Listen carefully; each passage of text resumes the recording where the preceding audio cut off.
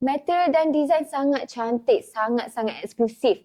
Sesuai limited edition keluaran Siti Murni. Saya tak cakap, orang yang cakap. Assalamualaikum, hai. Hari ni di tengah shoot Teleco limited edition dari Siti Murni ni, edisi Nasan. Cantik kan? Corak dia minimalis je, manis-manis je. Tengok dia walaupun macam nampak sama-sama tapi dia ada and cantik, nampak elegan.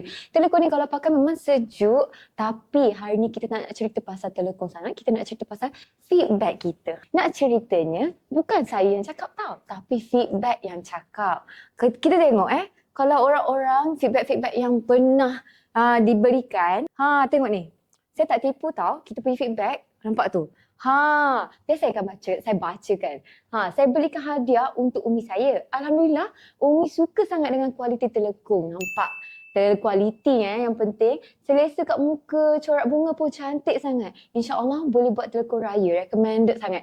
Nampak? Orang suka dengan kualiti telekong kita. Ada lagi. Kejap okey.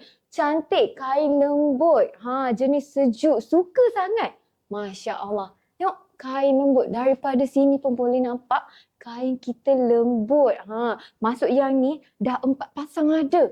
Masya Allah 4 pasang. Dia kata tak rugi beli. Tengok mak-mak kena beli sekarang. Sebab yang ni pun dah ada 4 pasang. Maksudnya telekong kita sangat best. Lagi. Kain lembut tak panas. Corak cantik. Dari jauh dah nampak bunga. Nampak? Daripada sini kan dah nampak bunga dia. Memang cantik. Lagi. Warna kain dengan warna bunga masuk. Kita memang berikan yang terbaik. Saya suka pakai telekong Siti Murni sebab selesa. Saya dah beli 4 helai telekong lagi. Bukan seorang, bukan 2 orang, tapi ramai yang dah beli lebih daripada 4 pasang telekong.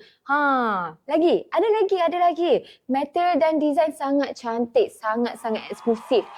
Sesuai limited edition keluaran Siti Murni. Saya tak cakap, orang yang cakap. Memang telekong ni best sangat-sangat. Berbaloi grab and akan repeat untuk next limited edition. Macam yang ni, limited edition yang terbaru. Sentiasa support Siti Murni. Jadi, ramai yang suka sangat telekong kita. Kalau mak-mak rasa teracun nak beli, bolehlah dapatkan sekarang. Boleh cuba. Okay?